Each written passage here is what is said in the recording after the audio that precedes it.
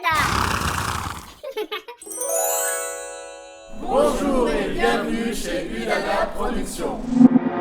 Fabrice Delapierre, CJ superviseur et réalisateur.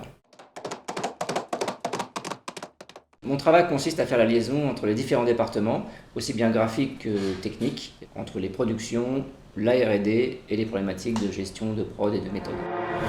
Jonathan Giraud, responsable de l'ingénierie informatique. Je m'occupe en effet de la mise en place des nouveaux outils de développement et de production.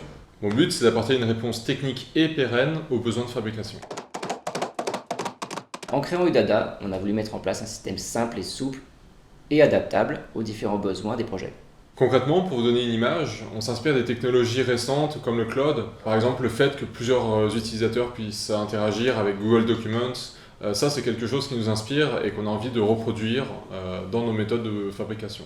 Si demain, on a 50 artistes qui travaillent à l'autre bout de la Terre, notre objectif, c'est qu'ils puissent s'intégrer directement dans notre pipeline sans avoir de mise en place lourde et fastidieuse.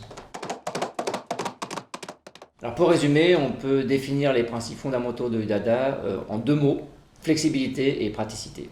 L'automatisation d'un maximum de tâches permet aux artistes de ne pas perdre de temps dans les tâches répétitives et leur permet de se concentrer sur l'artistique. L'objectif principal de la méthode de production qu'on essaye de mettre en place, c'est vraiment de délinéariser la production, c'est-à-dire qu'anciennement, en fait, tout était l'un après l'autre, chaque phase devait attendre qu'une phase s'arrête pour que l'autre démarre. Et nous, on essaie de développer une méthode beaucoup plus interactive entre les différentes étapes, qui nous permet en fait, d'optimiser en fait, le travail et de pouvoir aussi superposer certaines tâches de façon à ce que le temps de fabrication soit beaucoup plus rapide et plus efficace. Prenons une image. De façon traditionnelle, les artistes travaillent avec des modèles en basse définition, sans texture.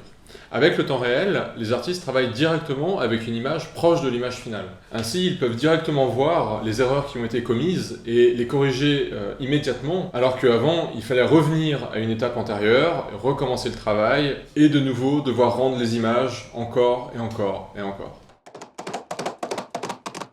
On peut projeter ça comme un plateau de cinéma.